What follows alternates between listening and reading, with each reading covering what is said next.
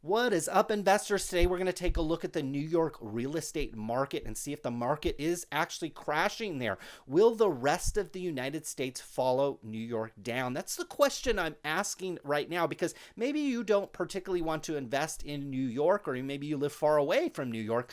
But what's interesting is New York was one of the first states greatly impacted by the health crisis that we're seeing. And so I believe they're kind of a leading indicator into what we're seeing in the rest of the United States. We're seeing other states now far more greatly impacted by the health crisis. And so will their real estate market mirror where New York is today? We're going to jump in. We'll take a look at some stats. We'll go borough by borough and kind of take a look at some values.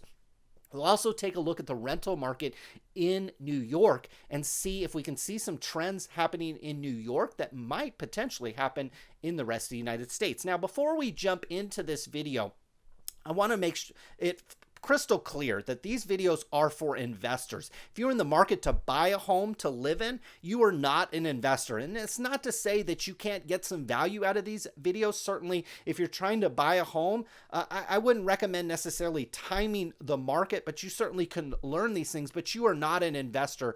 Believe me, I know this. I own a home. I have equity in my home, but it's not an investment per se. It's not a performing asset like buying real estate and renting it and getting cash flow. That's really what these videos are all about. So as an investor, you're looking for the best deal, even if you have to wait. You're not, there's no FOMO, fear of missing out as an investor. You're willing to wait and be patient. Inventory is low in most places, although when we take a look at the New York area, it's a little bit different. And so that's another thing that I'm kind of questioning. Inventory is low in most parts of the United States, but then when you take a look at the New York market, it is not particularly low. And so, at least in the major cities here. And so, will that be a preview of what's to come in Florida, in Texas, more areas out here in California? We're already seeing it in San Francisco. Will it appear up in Seattle? Will it be in Chicago and Detroit?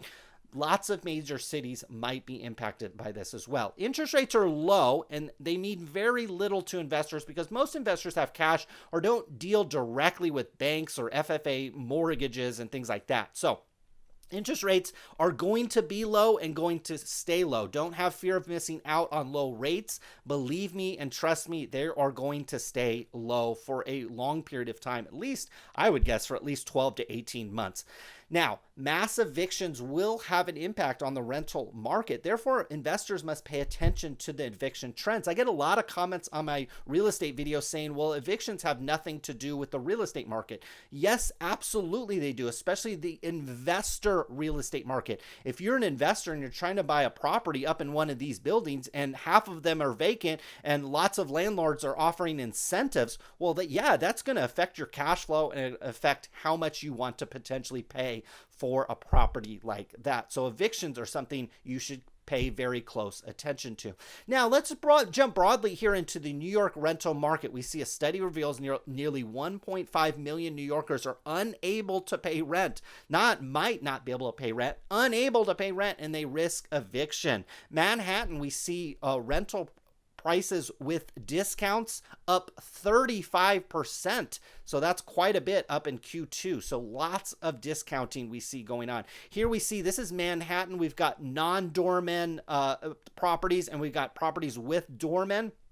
And we see here a year over year change. We see 11% decline, 5%, close to 5% across the board on the doorman type property. So we're already seeing declines. This is rentals down here in Manhattan. We're already seeing these declines in the rental market, and we're already seeing landlords boost incentives and start discounting properties. It is happening right now.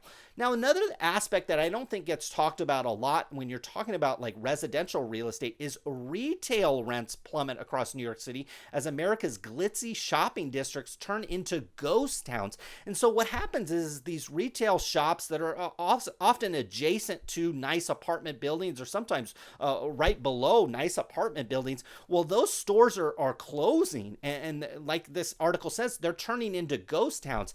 How much will people want to move into next to these shopping districts that are now ghost towns? How is that going to impact rents next to these places and in these cities that kind of rely on like high-end retail or retail you can't find in the suburbs. Well, now it's closing up in New York City. And so what's going to happen? I think that's going to have a big impact on the housing market as well. We've got New York's rents drop as vacancies increase. Could rent regulation be next thing to fall? So you got all these regulations and taxes and all this stuff going on in New York. You know, you're probably going to see lots of changes there. And so if you're an investor, do you really want to jump in here right now or jump in here when things are still kind of being figured out on the fly? Finally, I've got some Brooklyn rental data here as well. Again, we're seeing areas in Brooklyn decline year over year as well. We're seeing 3, 4, 5% declines. Again, these declines are already happening. Now, finally, jumping more into the real estate market where you're purchasing these properties, not necessarily the rental market. We have average days on Zillow. These are homes, average days on Zillow. We see here that this has ticked up a little bit here. And back in 2011, a lot of people think the housing crisis was from 08 to 09. Well, that was kind of the beginning of it. Real estate really didn't start to crash until, really bottom out, I should say, until 2011, 2012-ish, you started seeing recoveries. Well, we're seeing average days on Zillow already start to tick up. Now, finally, homes foreclosed, we're seeing actually it start to tick up as well. We're seeing home foreclosures tick up to rates that we really haven't seen in quite some time now. Now, finally, listings with price cuts. It's been trending up for a little while now. We're starting to see listings with price cuts trend up as well. Now let's jump into even more granular data here. We've got New York, kind of a citywide thing here. The top is always going to be Redfin. The bottom is going to be a Zillow value index as well. So we see home prices in New York are down 17% since last year, according to Redfin, and a price per square foot is down close to 16% since last year. Zillow has already estimated a 1% decline year over year, and they're actually forecasting over the next year another 3% decline. So I found that to be interesting for the city of New York. Jumping into Brooklyn, we're seeing 15% declines here in Brooklyn, according to Redfin year over year, and price per square foot has declined 24%. 24%. Imagine if you had bought last year and now your price per square foot is 24% less. That's quite a decline. We see median days on market here at 184 days. That's quite a bit. Zillow Home Value Index already sees close to a 1% change, but they're projecting a 3% decline. So we've already declined according to Redfin, and Zillow's forecasting another close to 3% decline. That's in Brooklyn. Now, jumping over to Manhattan, this is maybe the epicenter of the declines in the New York area. We're seeing a 58.8% decline in home prices in Manhattan. I know $700,000 is still an absolute fortune to pay for a house, but we're already seeing massive declines. And look at these days on markets, according to Redfin, 402. That is over a year. Homes are on the market in Manhattan. That to me tells me there is lots of supply in Manhattan. Price per square foot is down 39% in Manhattan. Now you can look at this two ways. If you just recently bought in Manhattan, well, chances are you're probably underwater at the moment, but obviously as investors, we see price drops like this. And again, if you're not necessarily interested in New York, you could potentially see drops like this in other major cities around the country. Now, the Zillow Home Value Index already has seen a 5.2% one-year change on Manhattan real estate, and they're projecting it to go down another 4.8% over the next year. That's a solid 10% decline over the next, call it 12 months or so. Yonkers, New York.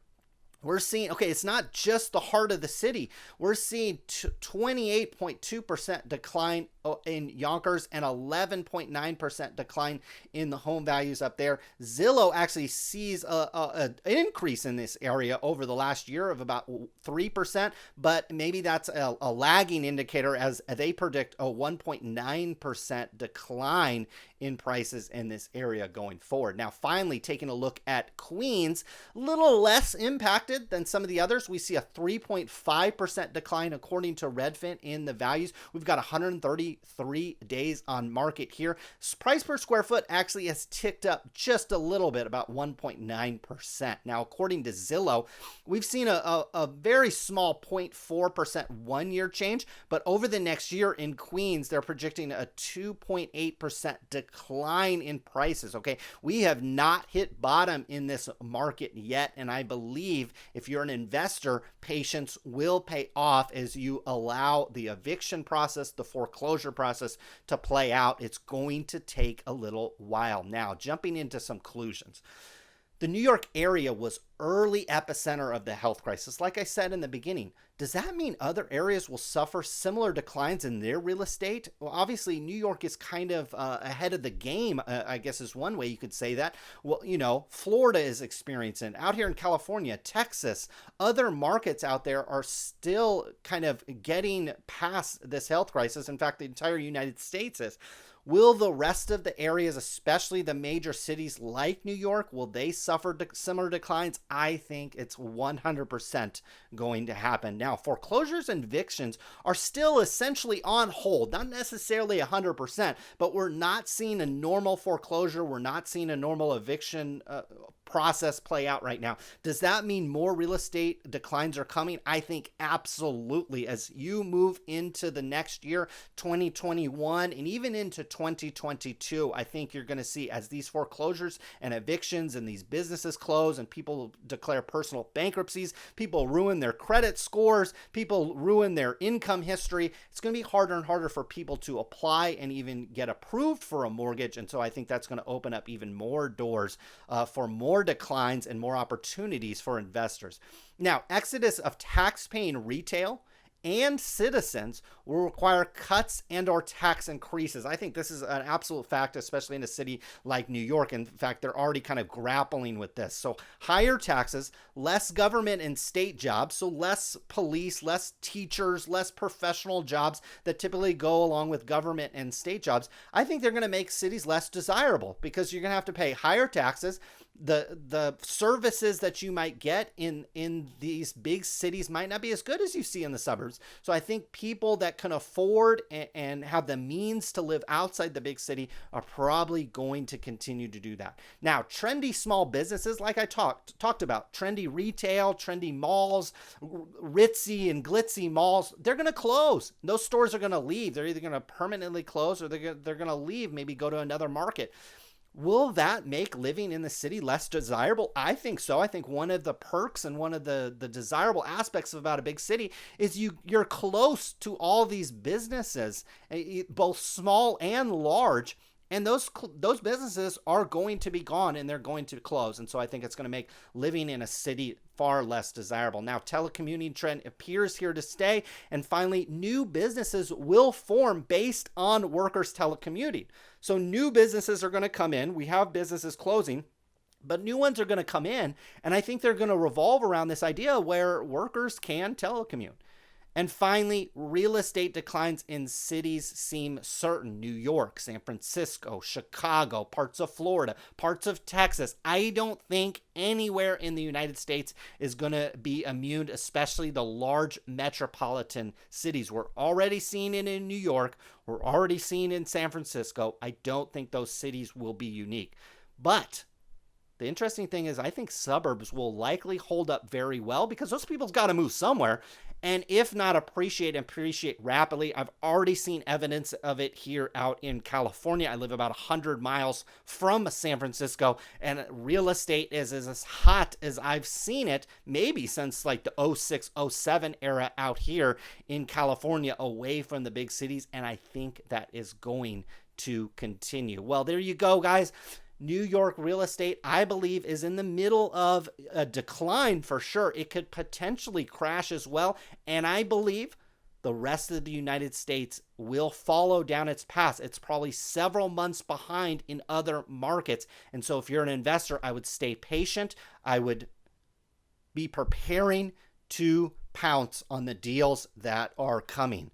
Hopefully you guys enjoyed this video. More real estate and stock videos to come. Maybe consider hitting that subscribe button and that like button as well. We'll be back again soon. Good luck with all of your investments.